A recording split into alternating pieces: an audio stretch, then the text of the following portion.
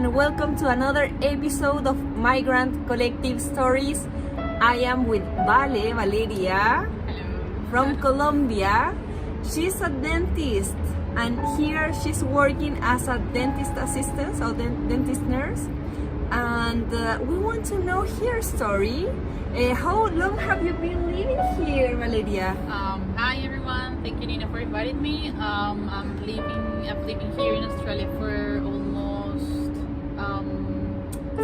1 year and 9 months roughly. Yeah.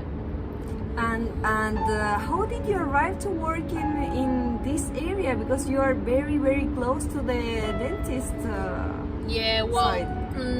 Actually I think it was like a couple of things, like lucky, maybe the purpose that I got when I came here. Before I came here, I had one of my friends. She always told me, like, Vale, you have to, as long as you land in Aussie, in Aussie land, you have to go and start looking for a job, because many people, I mean, getting a job here in Australia is easy. Of course, it was easier before COVID, of course. There are a lot of opportunities, but sometimes a lot of people also struggle getting a job for many different reasons. So I think it was like a very good advice. She told me, like, don't waste your time, because many people just came here and start living the experience of being in another place, and they just like waste their time exploring, which is good. But yeah, she told me, like, just focus, because once you're here, the expenses start and your money is going to go away very fast. So of course, coming from Colombia with pesos to the change to Australian dollars, it's gonna be hard. So she said, like, as long as you land here, start going outside, getting looking for a job. So I knew about this role because I'm a dentist. I always thought, okay, I came very open, like open-minded in regards of what type of job I was going to get. I didn't care, actually. I was like, okay, if I have to clean, I will clean. If I have to do being a waitress, I will do that. Whatever, I will get it. It was going to be okay. I was like prepared and willing to do it. But of course, my main purpose was getting something in relation with my career, because I would say it's very important for everyone to stay. If you like what you do, your career, because that's what you study, it's important to stay like around your area, because first of all, it's like your comfort zone, so the job is gonna be easier, and also I think it's gonna be, I don't know, funny and all the stuff, you know. So I knew about this role. I have also a friend living in Sydney who was doing the same like 4 years ago. So I was like, okay, I can get it. So basically what I did is, I usually don't like applying for works online, because I think it's like everyone does the same. Everyone applies online, so it's like thousands of applications for one job. So I reckon it's a little bit difficult. So I just decided going to print my CV. So I prepare a CV with my dental experience. I just decided to put it in my bag, start with Google Maps in my phone, and going around the city looking for Google Play and Google Maps. I just put like dental clinics, and I was just going, like, checking one by one, just knocking the doors, going there and like, hey, I'm Valeria, I'm dentist overseas, I just came here, I'm looking for a job, like being very honest as well, because many people here used to lie when they are going to apply for a job.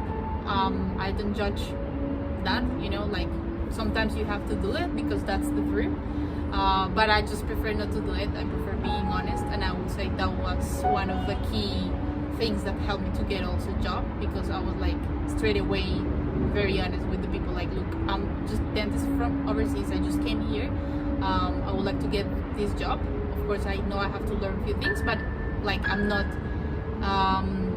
from like zero knowledge of dentistry, you know. It's like I have like a barely idea of how does it work, sterilization and all the stuff. So I think I can learn. So if you can give me the opportunity. So basically that's what I did. Thanks God I got the job very easy. I think it took me like 2 days getting a job, like after being Lucky girl. yeah, after being like walking all around the city with my bags, going there. At the beginning was kind of like, you know, like a little bit like frightening, you know, because just going there and, you know, you are scared, you are like a little bit shy.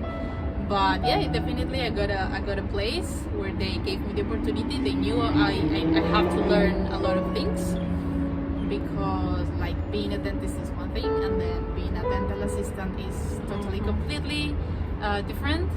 There are a lot of things that I had to learn, but yeah, that's how it is. So wait, you arrived here and you start from the first day to looking for this opportunity? Yeah, kind of. No, it wasn't from the first day, because I didn't got sick. I just lost my voice because of the air conditioner, because it is a big trip, like the air conditioner in the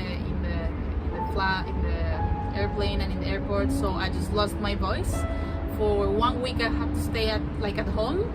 But yeah, like after 5 days I arrived, I just went to print my CVs, and I just started.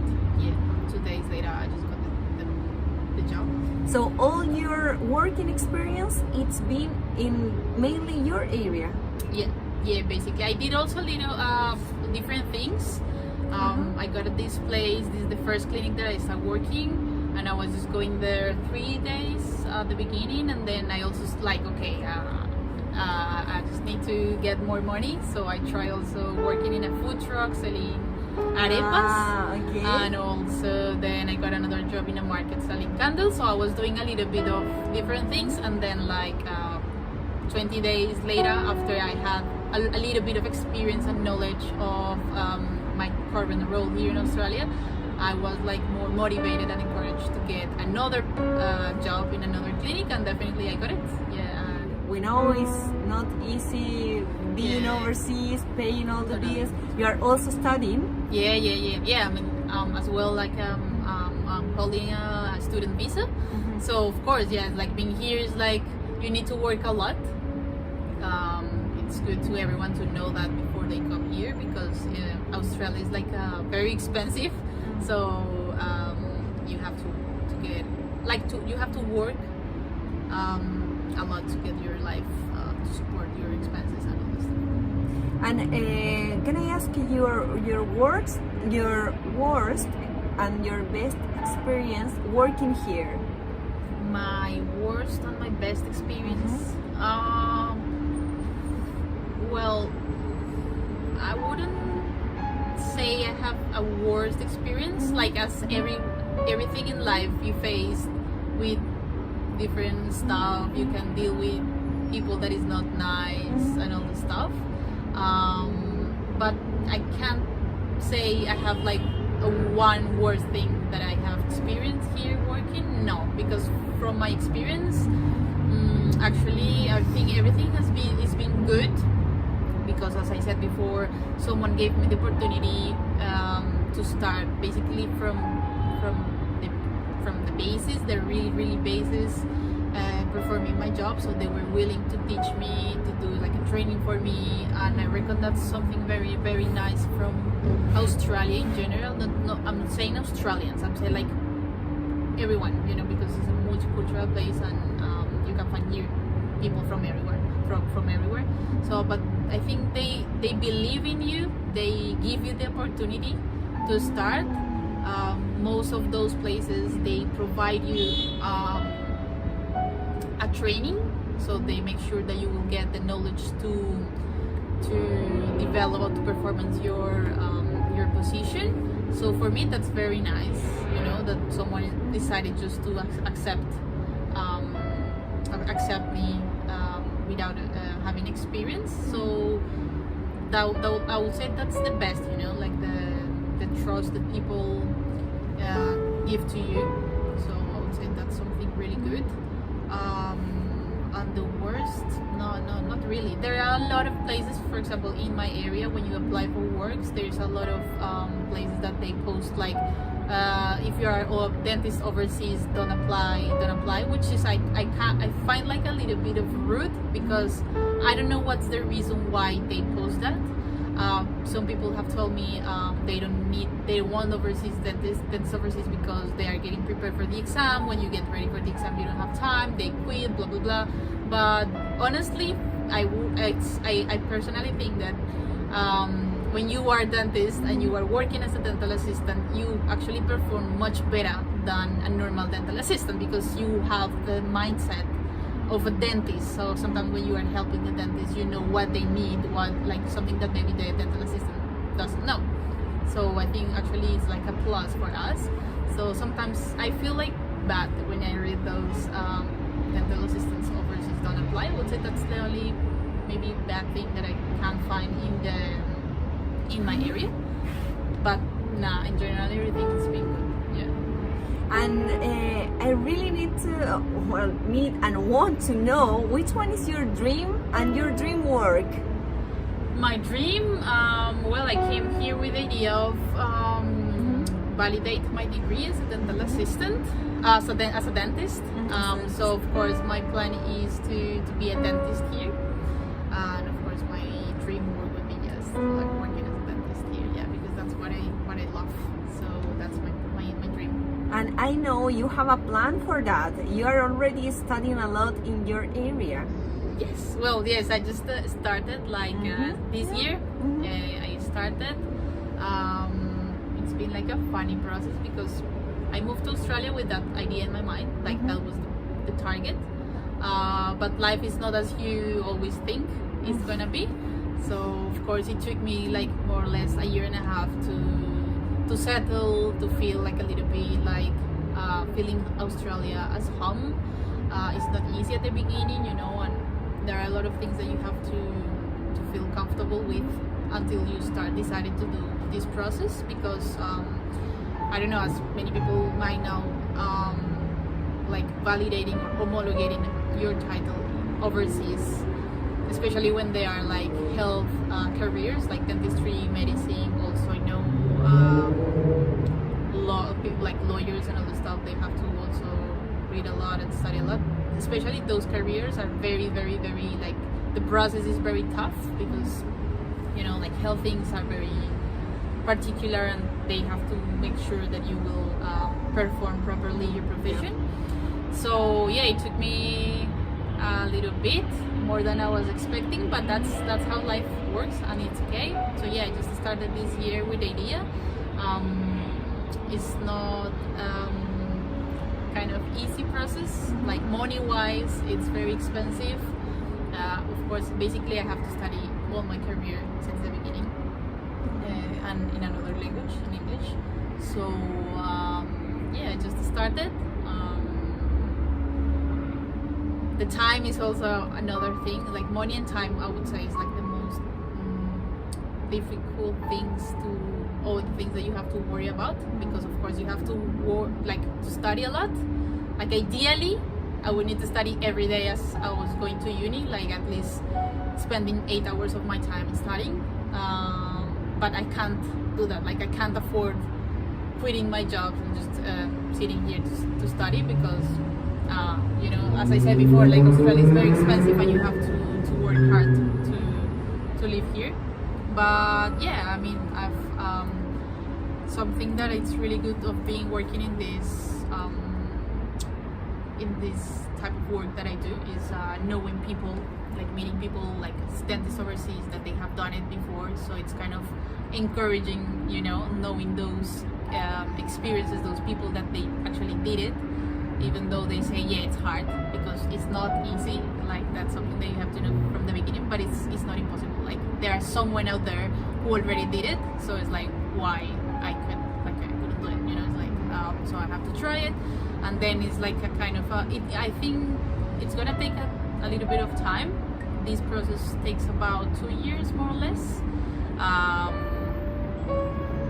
and then yes, like I think the key thing or the key issue is just like handling your time for working and then for studying. You have to create like a balance, and then yeah, that's what I'm going through right now. I just started.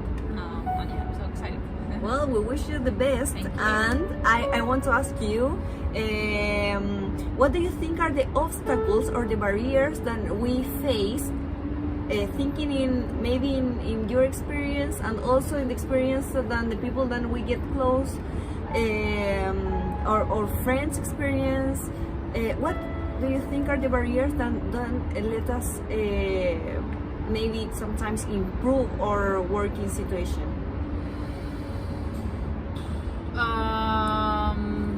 Well, something that I see like overall from people like from overseas professional like us that came here is like sometimes they just came with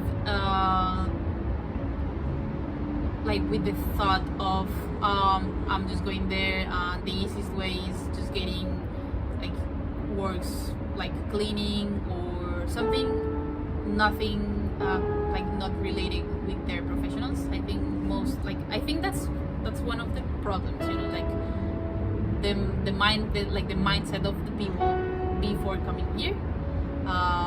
People is like scared of risking a little bit. They don't feel like comfortable exploring new things. And definitely something that Australia has taught me is getting out of your comfort zone is completely worth it.